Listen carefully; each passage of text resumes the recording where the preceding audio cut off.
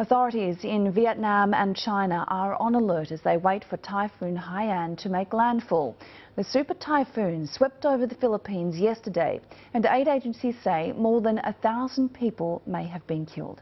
Haiyan is now heading for Vietnam, where it's expected to make landfall at around 11 a.m. tomorrow. Authorities have begun mass evacuations in at least 4 central coastal provinces, with more than 200,000 people being crammed into storm shelters. It's expected to move north to Hanoi before weakening to a tropical storm. This is what one of the world's most powerful storms looks like when you're clinging on for life, while all around you buildings are being ripped apart. And this is what it looks like after it has passed through. Nothing has been left undamaged. And it's only the chaos of the aftermath which is preventing accurate figures of the dead and injured from being known. The bodies of some of those who died have been recovered. Others still lie where they were found. We have so many dead people. We don't have bags. Bags for the dead. Compiling the statistics is a low priority as people pick their way through what's left of their homes, their villages, their cities. President Aquino reassured his people that the government would cope with the aftermath, but admitted that the official death toll would rise. We have not begun to count. We have not begun to count because there's no information. Even between here and Tacloban, there's no radio, there's no cell site. The devastation is,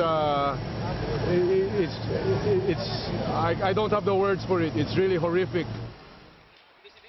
They've seen this many times before. Typhoons pass through the islands around 20 times a year, but they've never encountered a storm of such power and size. I'm looking for my grandmother, my mother, father and my child, who I accidentally let go of during the typhoon. Tacloban city appears to have been among the worst hit, with reports of almost all buildings damaged and casualties mounting. Almost 250,000 people live here and will be in urgent need of shelter given how many homes have been flattened or the roofs torn off. A flight into the province of Leyte offered another view of the devastation below.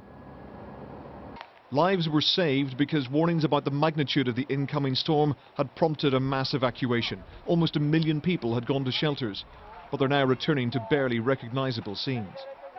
Typhoon Haiyan is now heading towards Vietnam, and people there are preparing as best they can to protect themselves and their property. The storm has weakened slightly, but it's still a threat to everything in its path. Ian Woods, Sky News. Now for more on where Super Typhoon Haiyan is tracking, Amanda Duval from Sky News Weather has this report.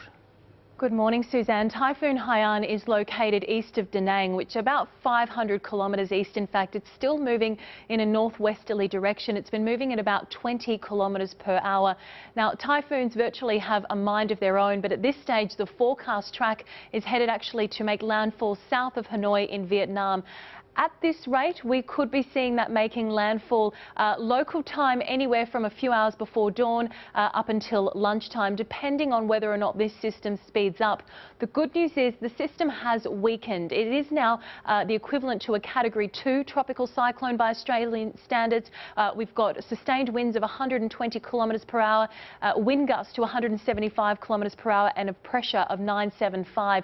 The system is actually expected to continue to weaken now that it is over cooler sea surface temperatures, and when it does make landfall, it may well be the equivalent to a Category 1 cyclone. So that is still good news, but a system such as this can still bring certainly destructive winds and very heavy rainfall. It will still be a major concern for Vietnam. Thanks, Suzanne.